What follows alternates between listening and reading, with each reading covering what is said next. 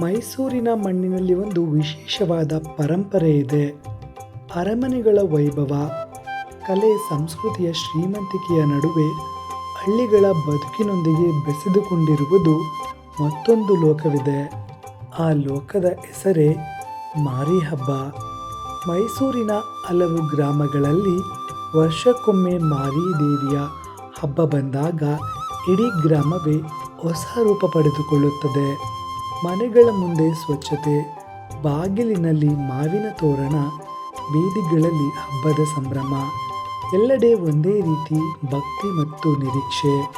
ಹಿರಿಯರು ಹೇಳುವಂತೆ ಮಾರಮ್ಮ ದೇವಿಯು ನಮ್ಮೂರಿನ ತಾಯಿ. ಆಕೆ ಕೇವಲ ದೇವಾಲಯದಲ್ಲಿರುವ ದೇವತೆಯಲ್ಲ, ನಮ್ಮ ಹೊಲಗಳಲ್ಲಿ ಮತ್ತು ನಮ್ಮ ಮನೆಗಳಲ್ಲಿ ಹಾಗೂ ಬದುಕಿನಲ್ಲಿ ಇರುವ ಶಕ್ತಿ. ಇಂತಹ ಶಕ್ತಿ ದೇವಿಗೆ ಗ್ರಾಮಗಳಲ್ಲಿ ವಿಶೇಷವಾಗಿ ಮಾರಿ ಹಬ್ಬವನ್ನು ಆಚರಿಸಲಾಗುತ್ತದೆ. ಅಂತಹದ್ದೇ ಒಂದು ವಿಶೇಷವಾದ ಮಾರಿ ಹಬ್ಬವನ್ನು ಆಚರಿಸುವ ಒಂದು ಗ್ರಾಮದ ಬಗ್ಗೆ ಇಂದು ನಾವು ತಿಳಿದುಕೊಳ್ಳೋಣ ಬನ್ನಿ. ಮೈಸೂರು ತಾಲೂಕಿನಲ್ಲಿ ಕಂಡುಬರುವಂತಹ ಕೆಲ್ಲಹಳ್ಳಿ ಗ್ರಾಮವು ವಿಶೇಷವಾಗಿ ಕಾಣಿಸಿಕೊಳ್ಳುತ್ತದೆ.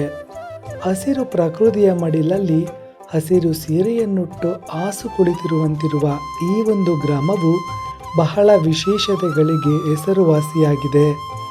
ಈ ಒಂದು ಗ್ರಾಮದಲ್ಲಿ ವಿಶೇಷವಾಗಿ ಮೂಗುಮಾರಮ್ಮನ ದೇವಾಲಯವಿದ್ದು, ಮಾರಿ ಹಬ್ಬವನ್ನು ಬಹಳ ವಿಜೃಂಭಣೆಯಿಂದ 3 ದಿನಗಳ ಕಾಲ ವಿಶೇಷವಾಗಿ ಆಚರಿಸಲಾಗುತ್ತದೆ. ಹಬ್ಬಕ್ಕೂ ಮುಂಚೆ 15 ದಿನಗಳಂದೇ ವಿಶೇಷ ಸಂಪ್ರದಾಯಗಳಿಂದ ಪ್ರಾರಂಭವಾಗುವ ಈ ಒಂದು ಜಾತ್ರಾ ಮಹೋತ್ಸವವು ಈ ಒಂದು ಗ್ರಾಮದ ವಿಶೇಷತೆಗಳಲ್ಲಿ ಬಹಳ ಮುಖ್ಯವಾಗಿ ಕಾಣಿಸಿಕೊಳ್ಳುತ್ತದೆ. ಜಾತ್ರೆಯ ಸಮಯದಲ್ಲಿ ವಿಶೇಷವಾಗಿ ಉತ್ಸವ ಮತ್ತು ಕುಣಿತ ಇನ್ನಿತರ ವಿಶೇಷ ಕಾರ್ಯಕ್ರಮಗಳನ್ನು ದೇವಾಲಯದ ಮುಂಭಾಗದಲ್ಲಿ ಏರ್ಪಡಿಸಲಾಗುತ್ತದೆ.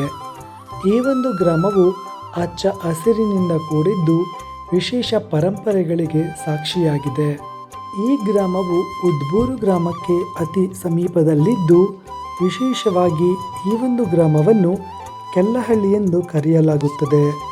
ಈ ಗ್ರಾಮದಲ್ಲಿ ಪ್ರಕೃತಿದತ್ತವಾಗಿ ನಿರ್ಮಾಣವಾಗಿರುವ ಕೆರೆ ಮತ್ತು ಇನ್ನಿತರ ವಿಶೇಷ ಸ್ಥಳಗಳಾದ ಅರಳಿಕಟ್ಟೆ, ಮಾರಮ್ಮನ ದೇವಾಲಯ ಹಾಗೂ ಶ್ರೀರಾಮನ ಮಂದಿರ ಮತ್ತು ಇನ್ನಿತರ ದೇವಾಲಯಗಳನ್ನು ವಿಶೇಷವಾಗಿ ಕಾಣಬಹುದಾಗಿದೆ.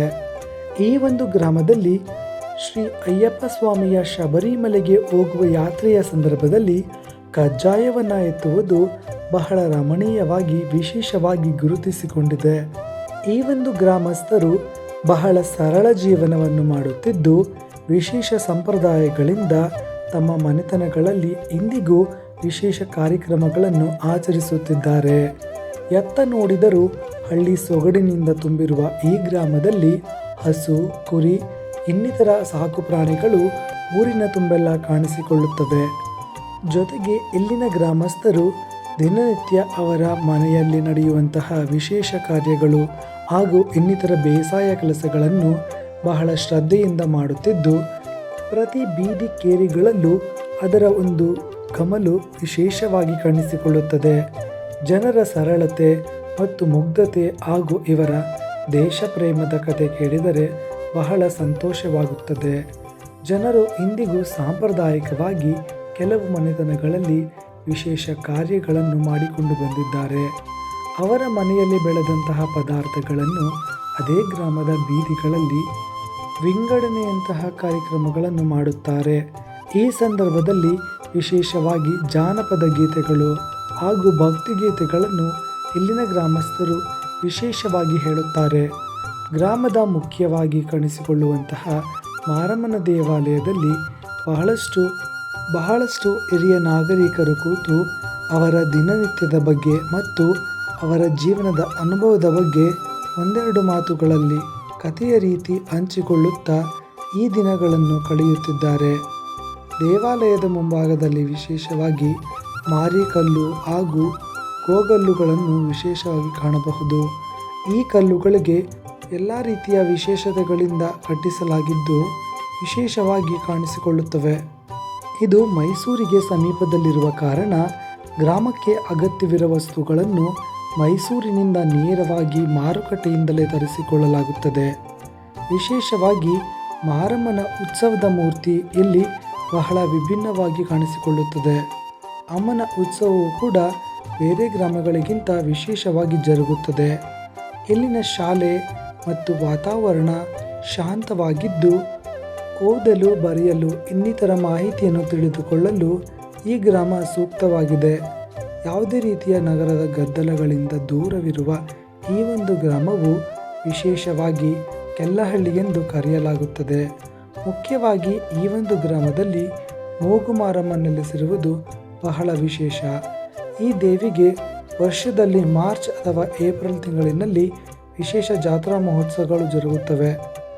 ಆ ಸಮಯದಲ್ಲೇ ಉತ್ಸವದಂತಹ ಕಾರ್ಯಕ್ರಮಗಳು ಕೂಡ ವಿಶೇಷವಾಗಿ ಬರುವ ಭಕ್ತರಿಗೆ. ನೋಡಿದಿರಲ್ಲ ವೀಕ್ಷಕರೇ, ಇದು ಮೈಸೂರು ತಾಲೂಕಿನಲ್ಲಿ ಕಂಡುಬರುವ ಕೆಲ್ಲಹಳ್ಳಿ ಗ್ರಾಮದ ಕಿರು ಮಾಹಿತಿಯಾಗಿತ್ತು. ಮುಂದಿನ ವಿಡಿಯೋನಲ್ಲಿ ಈ ಗ್ರಾಮದ ವಿಶೇಷತೆಗಳ ಜೊತೆಗೆ ಗ್ರಾಮದಲ್ಲಿ ಕಾಣಿಸಿಕೊಳ್ಳುವಂತಹ ಕೆರೆಯ ಬಗ್ಗೆ ಹಾಗೂ ಆ ಜಾಗದ ಮಣ್ಣಿನ ಬಗ್ಗೆಯೂ ಕೂಡ ವಿಶೇಷವಾಗಿ ತಿಳಿದುಕೊಳ್ಳೋಣ. ಇದೇ ರೀತಿಯ ಮಾಹಿತಿಗಾಗಿ ಈ ಒಂದು ಚಾನಲ್ನ ಸಬ್ಸ್ಕ್ರೈಬ್ ಮಾಡಿಕೊಳ್ಳಿ. ವಿಡಿಯೋ ಇಷ್ಟವಾದಲ್ಲಿ ಒಂದು ಲೈಕ್ ಹಾಗೂ ಕಮೆಂಟ್ ಮಾಡಿ. ಎಲ್ಲರಿಗೂ ಧನ್ಯವಾದಗಳೊಂದಿಗೆ ಓಂ ನಮಃ ಶಿವಾಯ.